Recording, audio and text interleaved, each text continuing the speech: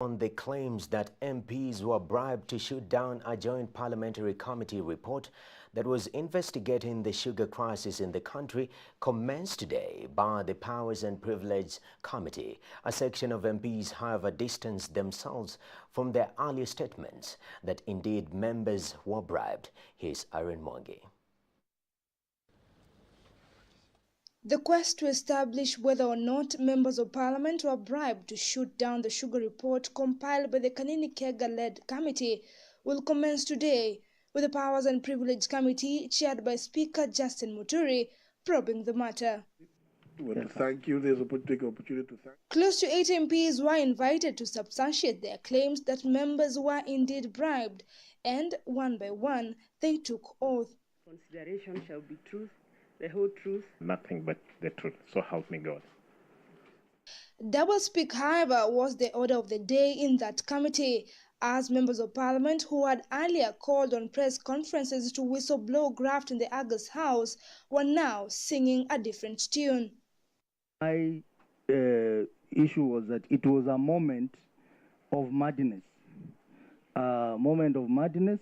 A lot of comments were made here and there regarding many issues. You've seen people talking about bribes. I did not see anything, and for sure I can say that I did not witness anything that money exchanged in Parliament, on the floor of the House. These are written stories of the newspapers, and it stands to be. Let me say that this report is not accurate. It did not come from me, because when I read this in the newspaper... Sorry, did you say it is not accurate? It is not accurate, yes. I'm not aware. And I never saw anything. I have said and offered to apologize, because as I told you, the reaction of the loss I suffered when this thing was thrown, I was incensed.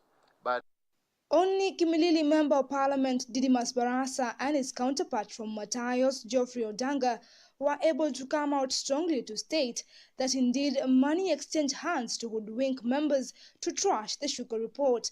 Wajir women representative Fatuma Gedi being adversely mentioned as the one who was issuing bribes to members of parliament. The member of parliament approached me and told me to go inside the lounge annexed to the new restaurant to go and take money to reject the report that was to be tabled on the same day by the Joint Committee of Parliament.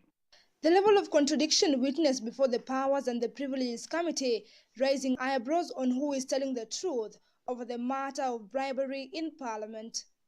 Wabunge walipewa pesa na wakaangusha report ambayo ilikuwa ya maana zaidi. Na matatizo ndani ya bunge hili. Kuna shida kubwa ndani ya bunge hili.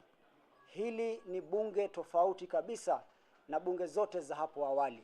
Hili ni bunge ambalo halina huruma na wananchi wa Kenya. Ili tujue kama kuna mtu alipewa hongo ili akatae report, lazima tuwajue na tuwaseme.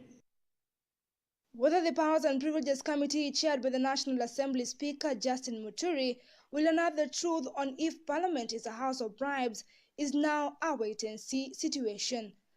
Irene Mwangi, KUTV.